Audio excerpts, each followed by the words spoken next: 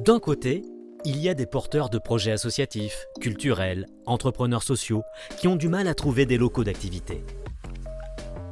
De l'autre, des mètres carrés vacants, inexploités, dans l'attente d'un avenir.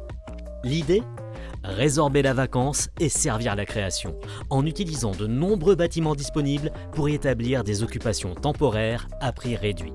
La coopérative Plateau Urbain développe depuis 2013 ce concept. À Paris d'abord, avec notamment les pionniers des grands voisins, puis à Lyon, Marseille et Bordeaux depuis 2018, en partenariat exclusif avec Aquitanis. Le principe est simple, repérage des surfaces disponibles, patrimoine ou non d'Aquitanis, conseils sur les usages possibles du lieu, appel à candidature via la plateforme de mise en relation demandeur espace vacant, relais des réseaux sociaux, analyse des candidatures, signature pour les demandeurs d'une convention d'occupation temporaire pour une durée déterminée, avec un loyer bas en contrepartie d'une participation à la vie collective des lieux. Au terme de la convention, de nouvelles solutions d'hébergement sont, si c'est possible, étudiées. Au final, il ne s'agit pas seulement d'une réponse à un besoin de locaux, car l'occupation temporaire est bénéfique pour tout le monde. Pour les demandeurs, expérimentation sereine de leurs activités, nouveaux partenariats. Pour la collectivité, dynamique du quartier, mixité de public. Pour les propriétaires, dégradation du bien limitée, nouveaux usages testés.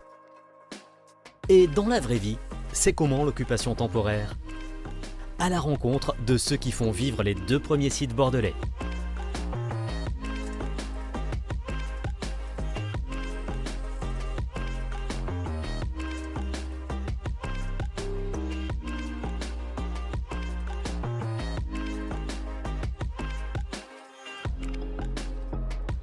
Notre intuition, c'est qu'il y avait moyen de trouver des formes de cohabitation intelligentes dans l'intérêt général.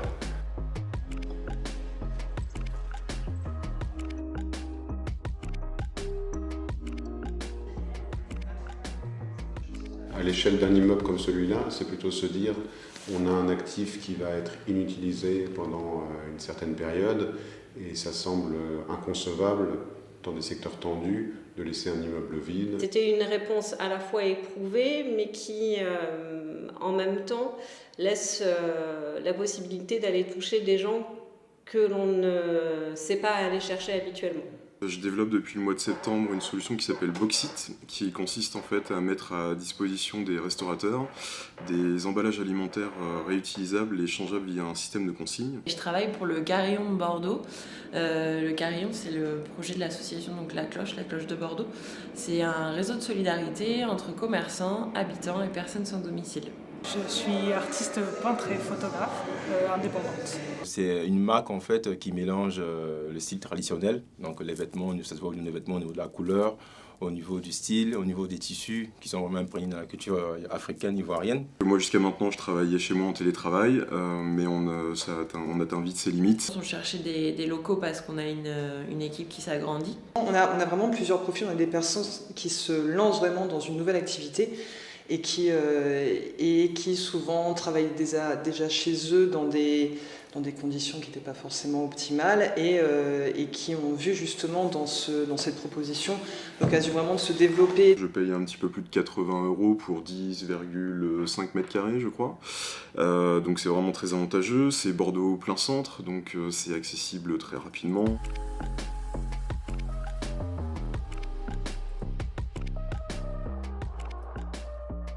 Pour des structures comme nous qui ont souvent des budgets hyper contraints, tout ce qui est un peu associatif, structure sociale ou entrepreneur, on est quand même toujours un petit peu à chercher les meilleurs plans pour arriver à se développer. Avoir des locaux qui sont vacants comme cela où on voit qu'on peut parfaitement vivre dedans et encore plus avoir une activité dedans.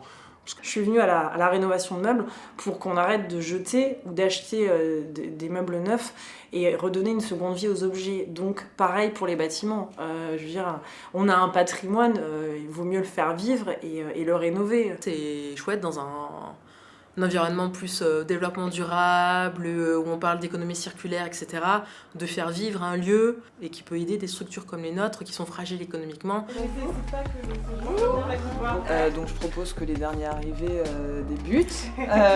Et puis on va faire un tour un peu pour décrire déjà vos prénoms et ensuite un peu les activités que vous menez ici dans ces locaux. C'est de la nutrition, des substrats et des produits de traitement pour l'horticulture biologique. Un réseau d'écoles de formation aux métiers techniques du numérique pour des demandeurs d'emploi et des salariés en reconversion. Des ateliers de création collective avec des personnes, donc en milieu éducatif ou en milieu autre, mais généralement plus sur du public spécialisé. On n'est pas sur la même temporalité ni sur les mêmes manières de faire que sur des logements et donc sur la gestion telle qu'on la pratique nous habituellement. De même que pour les problèmes techniques, on s'est retrouvé par exemple à devoir gérer la question d'Internet, chose que normalement on ne gère pas forcément, en tout cas pas comme ça. Pareil que les accès au public, toute la question de RP, où là pour le coup nous dans nos questions effectivement de logement, c'est pas des choses qu'on gère habituellement. Ça nous permet aussi de développer des nouvelles compétences qu'on réinjecte dans l'entreprise parce qu'on va travailler différemment.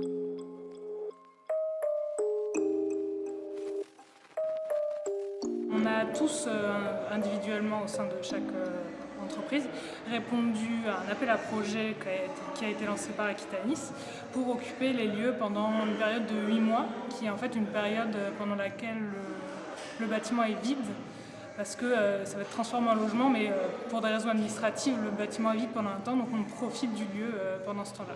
C'est vraiment super comme lieu pour nous qui sommes une association. On n'a pas forcément de très gros budget et à la fois ça nous permettait d'avoir un local, mais aussi de rencontrer du coup d'autres structures. Voilà, on a rencontré le Bordeaux Food Club, on a à côté des colocataires qui eux sont des artistes. Ça nous facilite vraiment la vie professionnellement pour produire. On fait aussi de très belles rencontres, des gens qui ont plus ou moins notre âge, plus ou moins notre état d'esprit. Nous, on est sur un programme de service civique inversé avec du coup 16 porteurs de projets solidaires et citoyens. On est dans une période de vie charnière.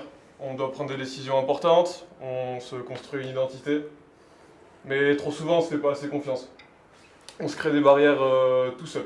Il n'y a pas de critères pour aimer le théâtre. Et la passion pour l'art et la culture traverse les barrières sociales. Unicité, c'est une association de service civique qui accueille plus de 150 jeunes sur Bordeaux Métropole. L'idée, c'est de pouvoir aussi faire partager le programme à des habitants du quartier et intégrer des jeunes du quartier s'ils le souhaitent, bien évidemment. Ça nous permet, nous, opérateurs de l'immobilier, comme partenaires Aquitanis et Plateau Urbain, de déceler tout un faisceau de demandes et d'usagers et d'opérateurs qui correspondent à une demande immobilière et donc à une offre immobilière qu'on pourrait déployer adjacente, qui finalement n'est pas celle sur laquelle on travaille de façon naturelle. Et moi j'espère qu'Aquitanis sera en mesure de nous proposer des locaux aussi bien par la suite. Plateau urbain et à Bordeaux avec Aquitanis, on a cette chance de pouvoir travailler sur le centre, la périphérie, différentes classes sociales. On se pose la question beaucoup des solidarités effectives que ça va créer. Franchement, c'est génial. C'est génial, les gens sont super cool. On a la possibilité d'avoir des bureaux, de pouvoir exposer dans un magnifique immeuble qui est vraiment magnifique. C'est incroyable.